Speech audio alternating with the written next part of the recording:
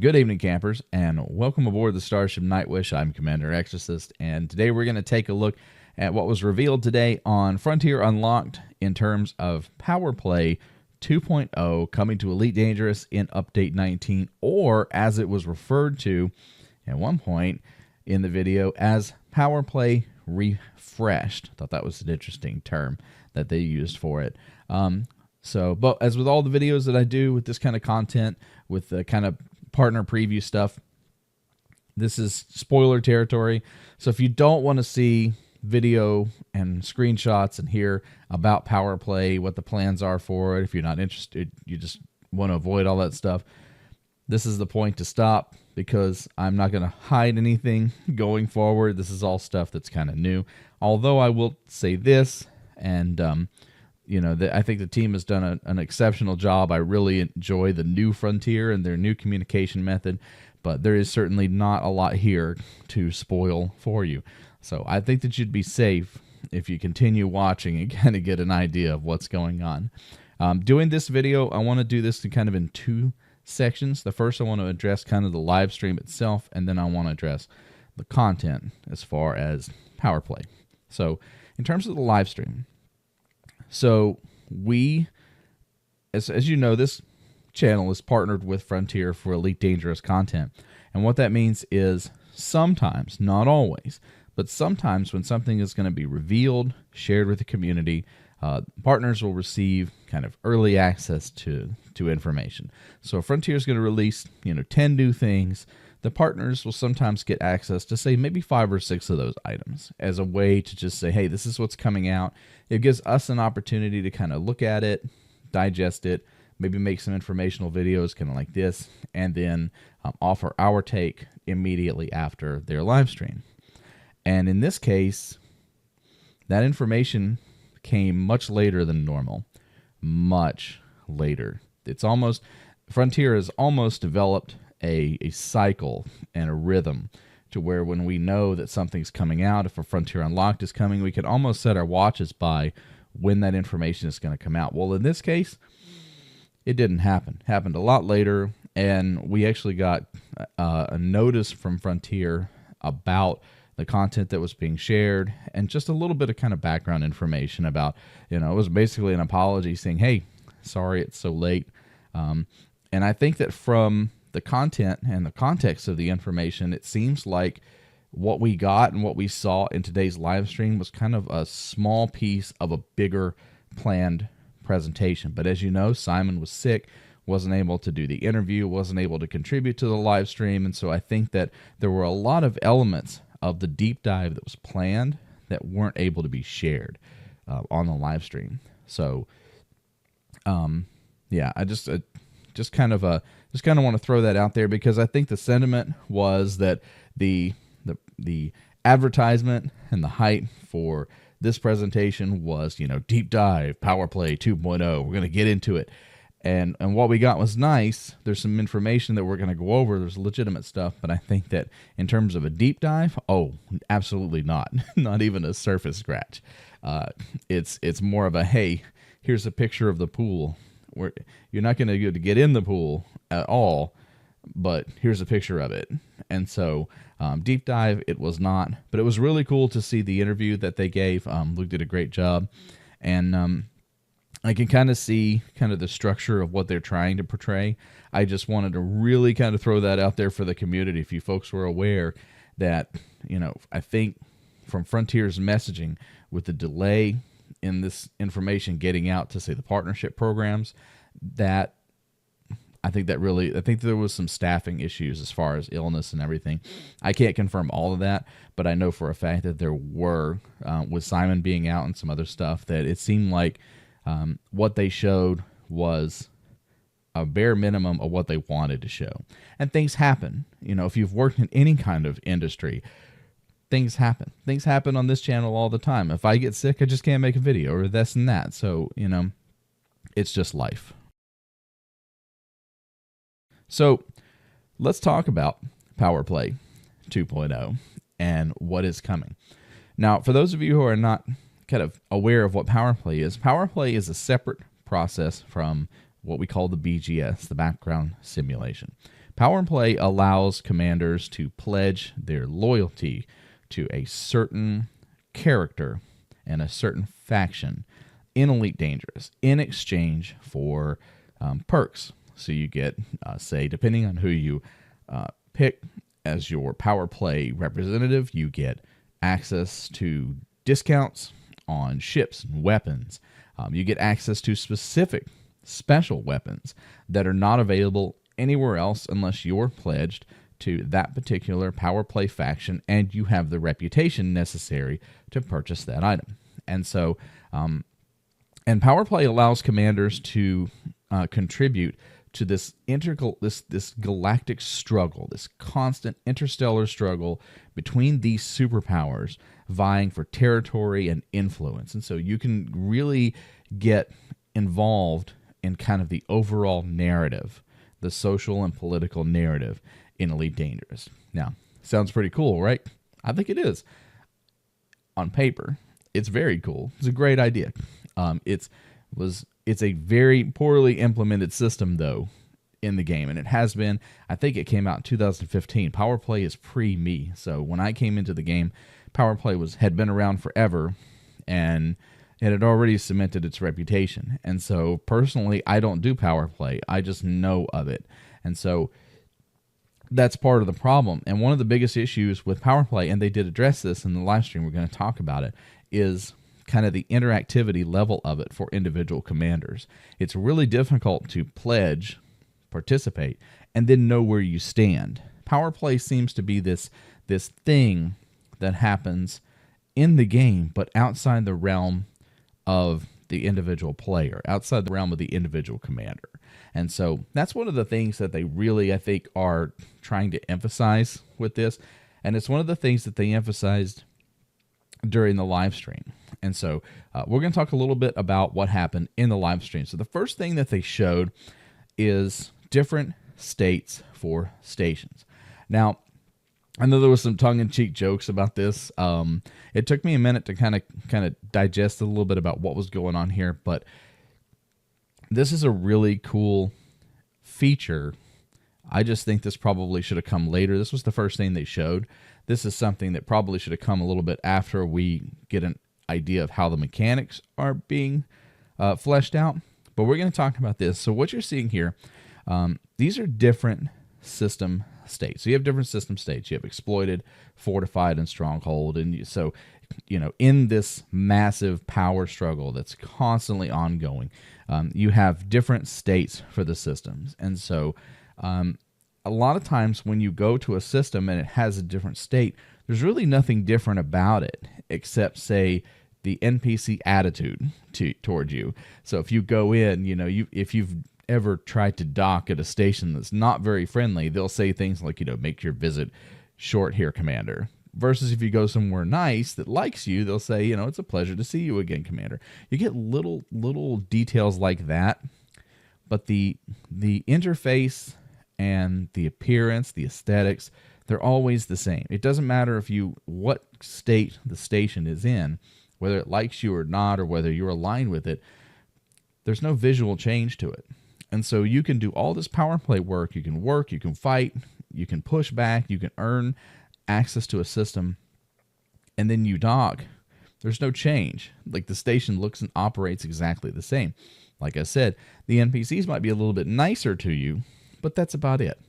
And so what this is tangible changes to the game based on our progress in PowerPlay. And so if you are committed to, say, Ashley Duvall, and you're working on a station that is being influenced in some way by the PowerPlay structure, that station's aesthetics are going to change. You're going to be able to go in and experience, the newness of these states. And so the states that they actually talked about were exploited, fortified, and stronghold. Now, exploited took me a little bit to kind of see what they were talking about, but, if you look, it takes a little bit, but you can see kind of the beginnings of branding. That's really what it is. It's in this case they use the Empire, and so it's imperial branding. You're seeing the beginning of logos and propaganda and things that are starting to be to kind of be pasted everywhere. And they didn't show it in the video, and I tried to, and I think so. You can see a little bit when the commander is walking in the fortified section. I think that it's graffiti on the wall, but I'm not really sure. It's something we'll have to see and get in and actually test out once it's released, or maybe if they show some different video of it. But supposedly there's like graffiti and other things that show up in the station. This is flavor stuff. This is to it's kind of a flavor style reward. It's kind of cool to see that, hey, the Empire has taken over this station. The inhabitants may not be too happy about it, but they will be eventually. And so they're not going to be happy, and they're going to be leaving graffiti and doing what they do, and that's fine. And that's kind of what this is. And so it's showing off the different states. There is another state that they talked about that they haven't shown. So this is not all of it. This is stuff that's kind of in works. So it looks like they picked 3 of several different states that they have for the stations. And I like this stuff. And you're talking to a photographer, like I'm the guy that flies 10,000 light years to take pictures of mushrooms. So I'm good with this. This is cool because I like to see tangible changes to the game when I'm playing. I like to know that the things I'm doing are having an effect in some way and in some relation to the overall, to the galactic narrative and to the aesthetics of the thing. It's one thing to take a station in the name of the Empire. It's another to go into the station and see our flag being raised over the doorway. That's kind of cool. And not everyone's going to be okay with that, but the thing is, the people who do power play will be. This is the stuff you live for. Like, yeah, you get the module and whatever, you get the special station or the special weapons, or you get the discount. But people who are really invested in power play and really attached to their figure, they want to see stuff like this. So this is a really cool thing that I think speaks to the power play community. Which, if you want to grow power play, you got to have things that kind of that move beyond power play. Now the next thing they showed us is I really liked this. This was really cool. So what you're seeing is an upgrade to the system map, and right now the system map has kind of these bubbles that shows where the influence of the different power play factions are. It's okay, but it can be a little bit difficult to read in terms of knowing where expansions are happening and all these little nuanced things that are related to power play. In this case, they've given us glowing stars and kind of a glowing area of influence. And so I think the point they were trying to emphasize is that you can look at the map itself and see, based on kind of the clouds and the and get a sense of where the power is expanding with this. And it's really cool. So the map was a really nice addition.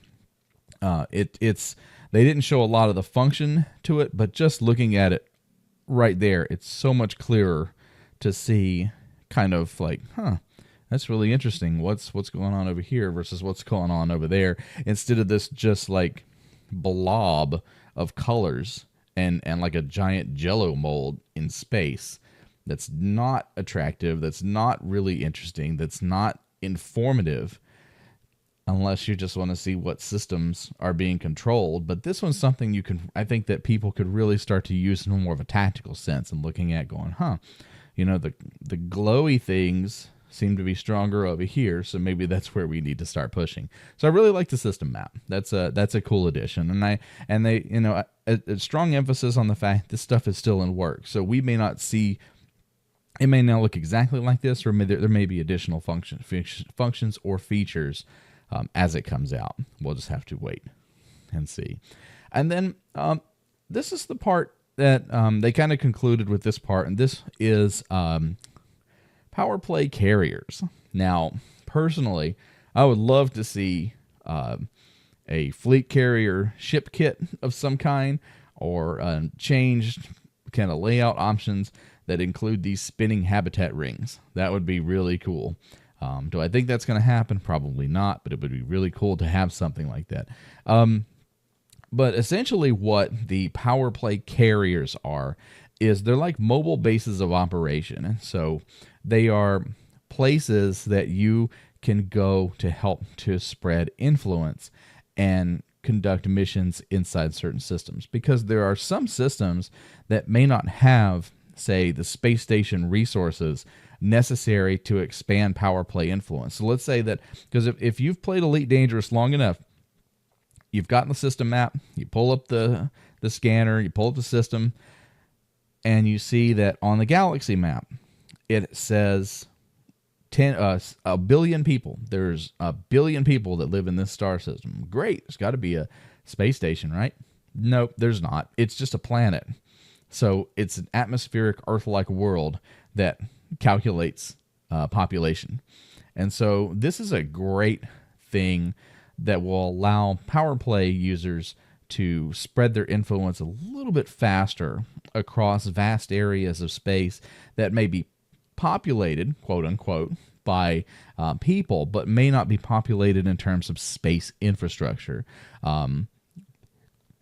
It also provides a system defense against people who may want to come in and exploit those resources. So it'll be interesting to see what the options are for people who are playing counter PowerPlay, who are trying to say, like, let's say that this carrier group is in a system providing opportunities for its supporters or allies to exploit a system. What are the options to kind of counteract that? That'll be interesting to see. So, and that's it. So that's what we got. There's a lot of mechanics that they did not discuss. As a matter of fact, they really didn't discuss mechanics at all. They did allude to the fact that there are certain things with the carriers. There's certain mechanics that, even in the stuff we saw today, are like they just really wanted to talk about it. But I didn't get the sense that they weren't allowed to talk about it. There seemed to be more of a hesitancy in terms of they wanted to do it justice. Like, I think that they're really excited about some of these features, and they want the people who are, key in development, key in knowledge about what's going on with these systems to be able to talk about them. And so, we didn't get much, but what we got, I think, is an okay start. Obviously it would have been much better if there'd have been a little bit of talk about the mechanics. But like I said in the beginning, I'm convinced, based on the delay in providing information and the way this was done, it's I think more was planned, but they weren't able to do it, and that's totally understandable. Things happen. So it's still a far cry from the old frontier we used to have, where we would never hear anything, or silence and those days. So that's about it for PowerPlay. We've got quite a few things coming. We'll have to just be patient, wait and see what comes. I like the aesthetic changes. Like I said, some people were probably going along the lines of, oh, it's just reskin. Well, I mean, yeah, but that's what most games are. You play one FPS, you played them all. And so, yeah, that's kind of where we're at with our PowerPlay stuff. We'll just have to wait and see as things get closer to the summer, which is when they hinted that PowerPlay 2.0 or the PowerPlay Refresh will be hitting the Galaxy hardcore, probably around the time that we'll see the Python Mark II. So, hey everybody, thanks for joining me for this. These are the Disciples. If you like the content I create on this channel, I do regular Elite Dangerous stuff, as well as playthroughs for other games.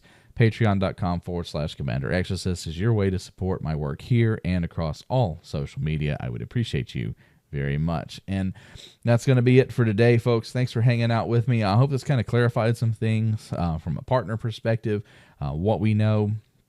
And, it's just one of those things where I think I honestly think there's kind of a staffing issue, and with that comes this hesitancy to share information because you want to get it right. And when you have something that's as big and as influential as PowerPlay across the galaxy, you do want to get it right. And I hope that Simon feels better. Luke did a fantastic job with the interview. Arf did a great job with the covering and kind of carrying the live stream by himself at this point. So it is cool to see the folks that we've come to know over the years stepping up and taking care of the community when they can, as best they can, given limited resources these days. So that's going to be it, everybody. Take care, fly safe, and I'll see you out there. Good night.